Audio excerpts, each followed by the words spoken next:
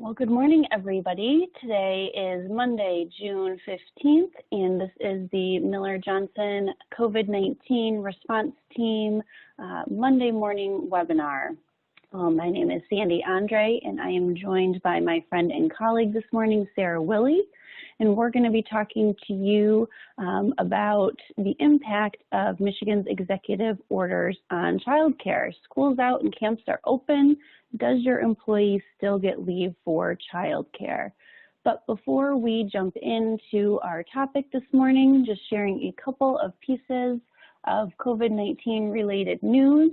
The good news here in Michigan is that while our confirmed cases across the state are still nearing 60,000 since the pandemic began, the daily increase is continuing to decline, and so that is very good news. Other good news here in Michigan, as I mentioned, this morning is June 15th. That's an important day. Non-essential personal care services are permitted to reopen across the state today, subject to social distancing and capacity restrictions, but that's very good news as we move closer and closer back to normal. Unfortunately, as we look at what is happening in some other states across the country, they are beginning to see an uptick in cases, and their second wave has maybe already begun. Some of those states who opened more broadly than we did here in Michigan are seeing an uptick over the weekend as those governors contemplate next steps to keep the virus under control there. So good news here in Michigan, some sobering news as we look what's happening across the country, but hopefully we continue to take steps forward. So, turning back to our topic this morning, we are going to briefly discuss Michigan's executive orders impact on child care availability for you and for your employees. So, talking just very briefly about the executive orders that specifically touch on that subject, and then we'll talk a little bit about the Michigan provided protected leaves and benefits that may be impacted as a result of those executive orders coming online. And then, of course, we'll look at the federal impact, right? So we've got some Michigan executive orders that might impact how we administer benefits under the Families First Coronavirus Response Act in terms of protected leave and benefits due to child care responsibilities. So let's go ahead and jump right in. So as we look across at Michigan's executive orders, it kind of feels like a flurry of activity has happened even since we've hit June. Certainly schools have closed, or online school rather has finished in the last few days. And so let's think about what executive orders have impacted childcare availability for employees. Next slide, please. So if we remember a few weeks ago, June 1st, Governor Whitmer issued Executive Order 110, and I'll just kind of refer to that as the updated stay-at-home order at the time, right? And that executive order rescinded Executive Order 96. And so if you remember from the beginning of the pandemic and the executive orders were coming out, we started to think about people who could work on site as being designated as critical infrastructure or persons who are necessary to minimum operations, those types of things. So for a long time, that's kind of the lens we were looking through for everyone who is still working on site at their employer. They fit into one of those types of categories. And the impact on that for childcare was incredible, right? Because childcare centers and individual childcare locations could continue to be open, but only to the extent that they were serving kids whose caregivers fell into that critical infrastructure or necessary for minimum operations types of category. And so that restricted childcare for the rest of us. So remember Executive Order 110, we kind of flipped our thinking with those updated stay home, stay safe orders more broadly, allowing us to leave our homes for different things, for a number of things, except for the things that were explicitly listed in that order. And so it's important to realize that even back on June 1st, 2 whole weeks ago, generally the state opened up childcare regardless of what type of worker you are. So Executive Order 110 kind of got rid of that critical infrastructure, minimum business operations types of designations, and it said, hey, citizens in the state of Michigan, go and do work and in-person work subject to the restrictions that remain in that order. So child care organizations, individual providers, and centers were no longer restricted on the caregivers that they were allowed to provide care for the kids.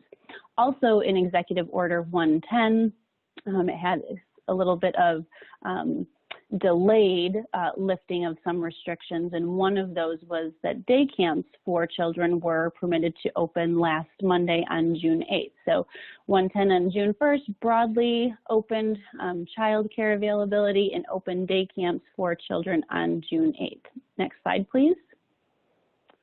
But just last week, we had another executive order that touches on this topic a little bit as well. So Executive Order 120 has an impact on camps and school activities. So effective today, Monday, June 15th, camps and school activities are permitted to come back online subject to some restrictions.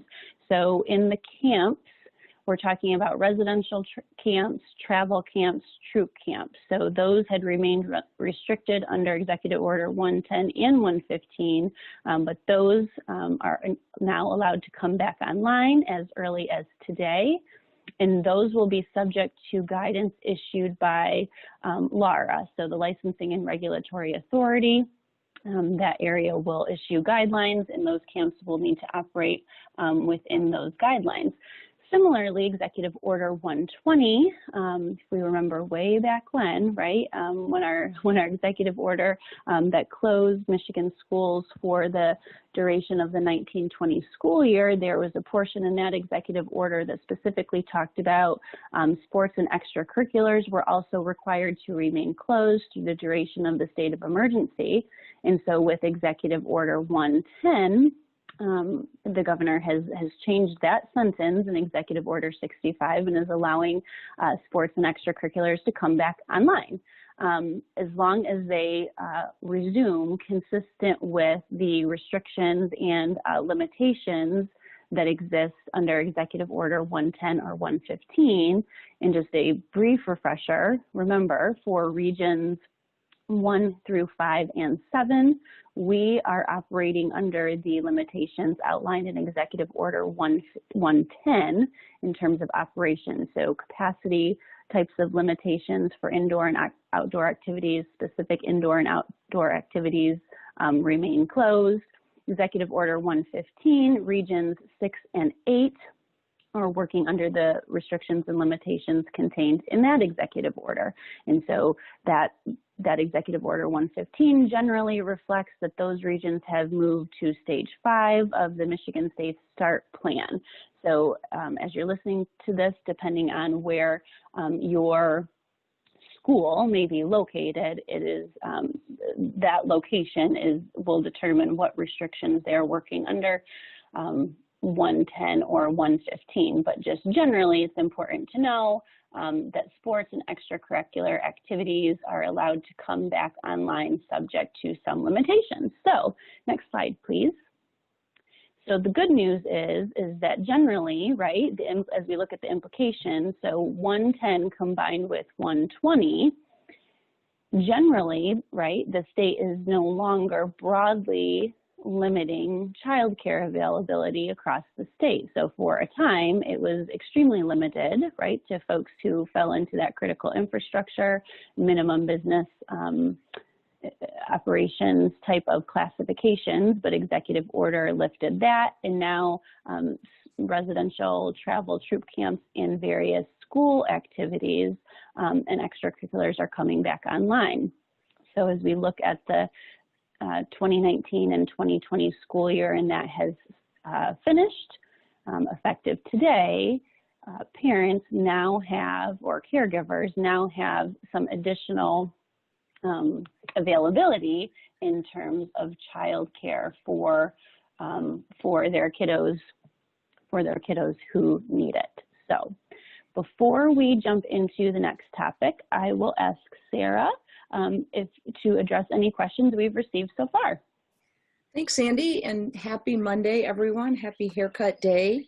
I know I'm excited at the prospects of the camps and extracurricular activities starting up, and of course, most importantly, I think pretty much all schools now have concluded. So this is just a banner day for all parents in Michigan, I think.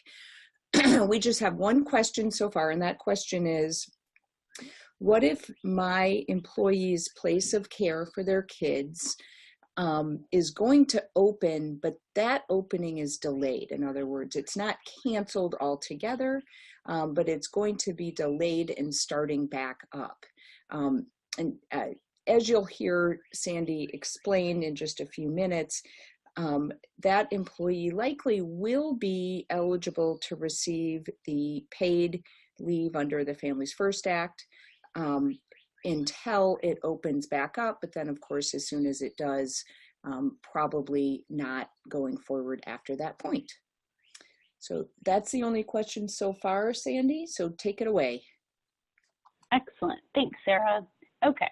So now, since we've done a little bit of an overview reminding us what mechanisms under these executive orders have made childcare more available to us, let's jump right in and talk about the impact on those executive order for Michigan protected leave and benefits. So as we look specifically at implications for protected leave that is specific to Michigan, we know that our mechanism for protected leave falls under the Michigan Paid Medical Leave Act. And I say we know that, but maybe a good refresher here. So the Michigan Paid Medical Leave Act, importantly, did not come online specifically responsive to the pandemic. This has been effective since springtime of 2019. And generally, it requires certain employers, depending on size, to provide certain employees up to 40 hours of paid leave per benefit year for specific qualifying reasons. And there's a handful of reasons, and one of those specifically implicates childcare related to public health emergency. So that reason to care for his or her child whose school or place of care has been closed by order of a public official due to a public health emergency. And Sarah and I have mentioned this a couple of times, but we remember back when Michigan Paid Medical Leave first came online, and we had so many conversations with clients talking about this reason, as well as just the general public health emergency reasons, and trying to come up with a situation where that might be applicable. And here we are, unfortunately, as we deal with the COVID-19 pandemic. But it's really important to look at this language and how that might be similar or different to other protected leave available. So as we look at the implications under Michigan Paid Medical Leave, right, this qualification in terms of the child care qualification requires the school or place of care to be closed by order of a public official. So certainly the takeaways here, we know that the 1920 school year has ended, so schools, right? So the school portion of that kind of has gone away. And so for those who need childcare, it is now we're looking at, is that place of care still closed by order of a public health official? So as we talked about, right, the two executive orders that specifically speak to this that have come online, 110 and 120, those executive orders no longer broadly close places of care due to public health emergency, right? So with the lifting of those restrictions, folks may not qualify for Michigan paid medical leave because their place of care remains closed, because those places of care are no longer required to be closed, right? So it's important to remember that individual places of care could certainly still close by order of a public health, a public official due to a public health emergency. Even, you know, if there's kind of an outbreak of COVID-19 at that particular location, or if you have an in-home provider and that in-home provider is under quarantine, for example, and a public health official has said, you know, you can't operate and you must be closed, as well as a whole host of reasons that have nothing to do with COVID, right? So there could be a number of reasons that a public health official says a specific place of care must be closed. But in terms of generally, we know, right, these executive orders no longer require those places broadly to be closed because of the COVID-19 pandemic. So the main takeaway here is knowing that eligibility for Michigan paid medical leave is not totally off the table. Remember, this reason is only one of a handful of reasons, but it's still not totally off the table for a COVID-19 related reason, but it's broadly no longer applicable because the executive orders have opened up or permitted places of care to open. And then it's also important, just as a reminder, as we talk broadly about Michigan executive orders, a number of counties continue to have local public health orders. And so it's important as you think about your employee, wherever you are located, or the locations for places of care for your employees, there could be more restrictive public health orders in your area, and it's important to keep those in mind as you go through this analysis.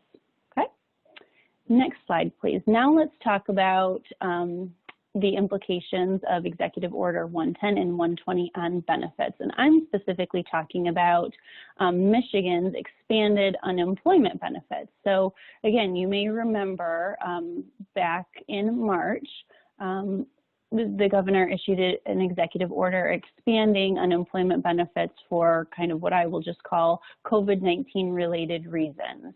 And again, there's a handful of those reasons, and the fifth reason in the list implicates family care responsibilities, and so hits on the topic we're talking about this morning. So generally, those expanded benefits say, hey, if you leave work involuntarily for one of these reasons, we're going to consider it that you left under the unemployment statute. We are going to consider that as you leaving your work for a medical reason, and you're going to be eligible for benefits. Excuse me. So one of those reasons, if you've left work involuntarily because you have a family care responsibility as a result of a government directive. So up until Executive Order 110 and 120, again, we know that broadly, schools and places of care were required to be closed. So certainly an individual who could not work because they did not have childcare available because of those executive orders was certainly eligible for unemployment under this reason. So that's important to recognize. However, it's also important to recognize that the language here that the individual leaves work because of a family care responsibility as a result of a government directive is a little bit more broad than the language we were talking about under Michigan paid medical leave, right? So that reason specifically said it was closed by a public health official because of a public health emergency. This language here is a little bit more broad.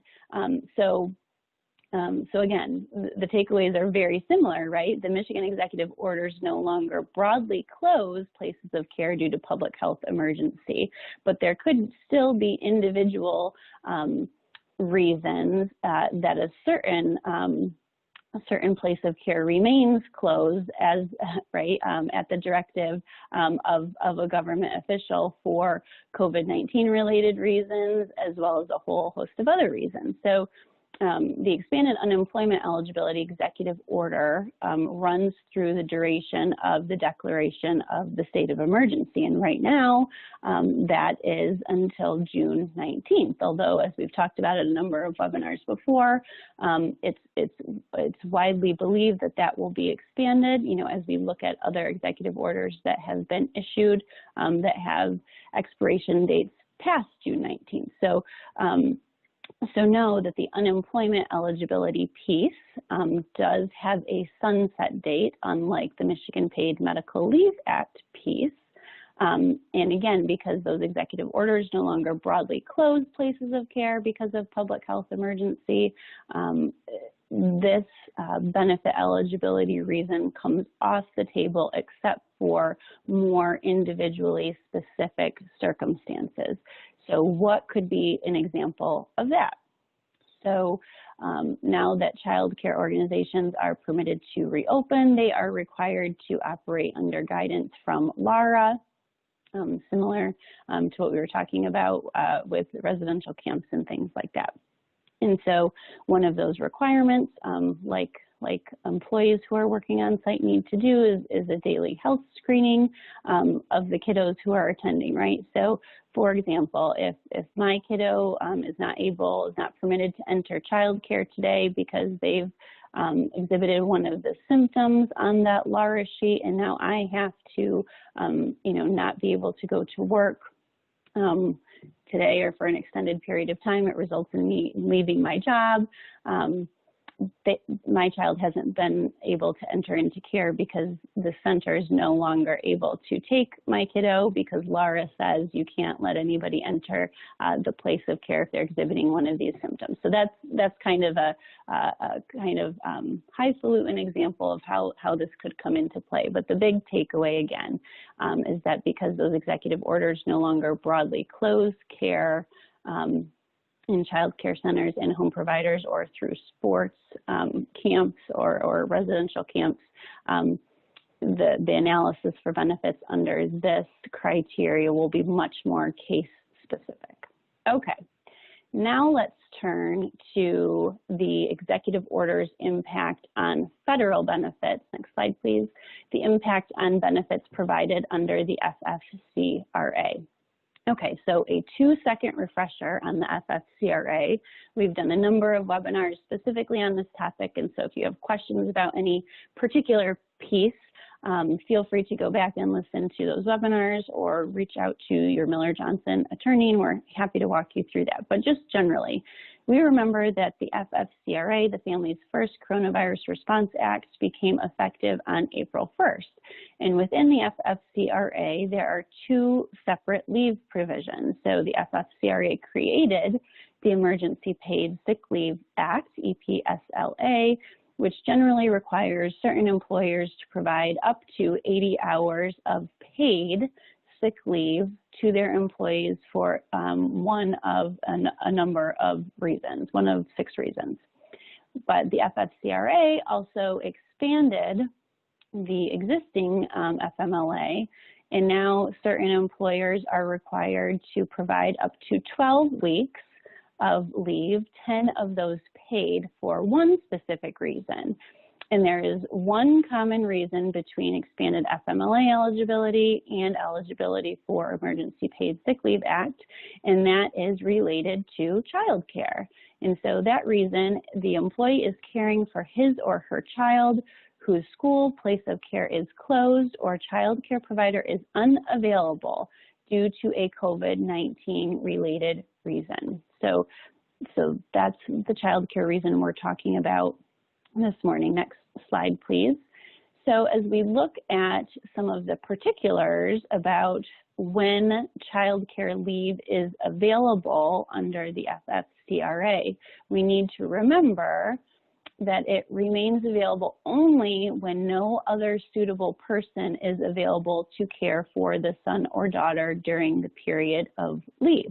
So the employers who are listening this morning, as you've probably been wading through some of the FFCRA provisions since it came online, right, there's this requirement that no other person is can be available for care. So, for example, if two caregivers are home and working remotely and one of them requests FFCRA leave, there does need to be an attestation, right, by the employee that, yes, there's no one else here who can provide leave, for whatever reason, okay? So that's an important limitation to keep in mind as we think about how these executive orders have impacted when and whether to provide leave under FFCRA. It's also important to remember that FFCRA is not available if the school or child care provider is closed for summer vacation or any reason not related to COVID-19. And so as we talked about, right, the 1920 school year has come to an end. So for folks who were requesting FFCRA leave specifically related to school closure, that piece has kind of sunset. And so now, employees, of course, continue to have the ability to seek paid leave under FFCRA for childcare reasons, but the reasons become more limited. The school piece is off the table, so we're looking specifically at childcare. And so as we look at the takeaways in terms of the implications of those executive orders, next slide, please. Again, you'll hear me say, I've said this a couple of times, and so you might think, wow, Sandy, you're kind of a broken record this morning, but it's a really important takeaway, right? So those executive orders no longer broadly close these places of care, including summer camps now, right? Day camps and residential camps due to the COVID-19 public health emergency. But again, that COVID-19 related reason is still broader language, right? So the question that Sarah answered just a couple of moments ago is a perfect example. So, hey, my child's camp or place of care is going to open, but they've delayed opening or they've delayed reopening, whatever the case may be, because of the pandemic and the time it's going to take for the camp to get up and running after being closed and all of those pieces.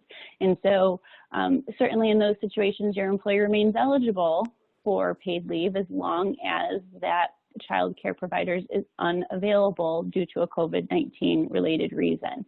So again, similar to what we've talked about in terms of Michigan Paid Medical Leave Act and unemployment benefits through the state of Michigan, the broad reason, right, the broad closure of these executive orders, or excuse me, the closures that resulted from the initial executive orders, those have definitely come off the table. And so whether childcare is available or unavailable for any of the qualifying reasons now becomes much more person and individual specific, rather than saying, hey, my childcare provider is not able to operate because of the stay-at-home orders. Generally, those are now off the table. And so again, much more case specific. And again, just one more reminder to check local orders, of course. Again, like we talked about, a number of counties throughout Michigan continue to have local public health orders that may be more restrictive than what we're talking about in terms of executive orders. And so it's important to consider those when you receive requests from employees to take leave related to childcare. Okay. Not sure if we've received any additional questions, Sarah? Yeah, we have one question. Oh, looks like another one Excellent. Just came in. We have two questions here, and they're both great questions to use as examples because they focus on the idea that even though childcare is no longer mandated to be closed by our governor, it still could be the case that childcare is unavailable for reasons related to COVID. So the first question is, what if your employee uses family members to watch their children? Can you ask them to return even if they say family is not comfortable doing so right now, okay? So we have to go back. I assume this question focuses on the Families First Act. So we have to go back to the language in the regs. So remember what it says is an employee can get that paid time off if their place of care is unavailable for reasons related to COVID-19. So I would need to ask more information from that employee to find out exactly who normally cares for their kids and whether that person is not available for reasons related to COVID-19. One example I can think of is if that family member falls into a category, has a health condition, for example, that puts them at risk for COVID-19, and so they're not comfortable providing care for young children, then that would be a qualifying reason to get time off under the Families First Act. So you got to follow up with that employee, learn more about who normally is their provider and why exactly that person is not available. Okay, next question. I've had this one several times. How would you recommend handling an employee who is not comfortable sending their child to daycare, but daycare is open? So this is an employee who says, I don't want to send my child back to daycare because I have fears of COVID-19 for whatever reason. In that case, that employee would not be available for paid leave under the Families First Act because childcare is available to them. And so it's not closed, it's not unavailable, etc. So it would be then, so they wouldn't get that paid time. And my feeling is I don't think they would get unemployment benefits either. Sandy can speak up and disagree with me because, again, they have childcare available, but they're choosing not to use it and can't work for that reason. Sandy, do you have anything to add to that last question? I agree, right? So the individual may have a family care responsibility, but it's not, that language of as a result of a government directive. Right. So yes, Sarah, I absolutely agree. Yep. I'm also seeing a lot of questions arise that that split between whether the care provider is not available because of COVID-19 or whether they're not available for other reasons. So I've had examples come up that range from the person who usually watches my kid just had a baby, and so they're not doing childcare this summer, and the employee wants to take advantage of this paid time or get unemployment benefits. That's not going to apply because the reason that provider has to be unavailable is because of COVID-19. Oh, I've got one last question here before we wrap it up, and that is, what if their original care is not available because of COVID-19, but other options they have searched for is available, but they are too expensive to choose to go to?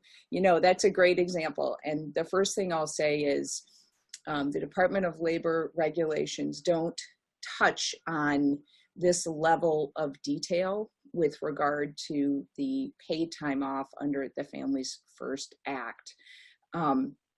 So I would start with, I'd want to confirm their original care is not available because of COVID, right?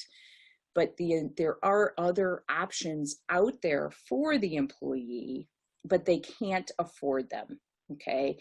I think that employee likely would be eligible for the paid time, okay? You could argue under the regs that there's another suitable person to watch their child, but the problem is that if they can't afford it, I think probably you would lose an argument that that really is a suitable person who could watch their child. So that's my best answer to that one right now. Sandy, anything to add there? Nope, I absolutely agree with that as well.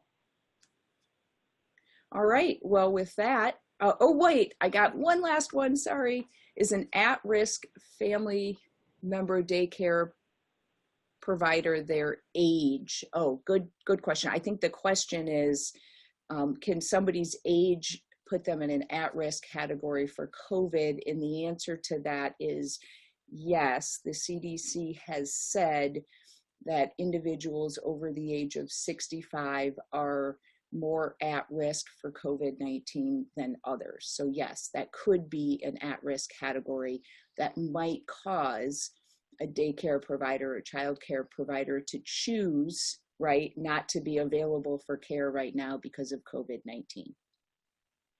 Okay, well, with that, we're going to wrap it up.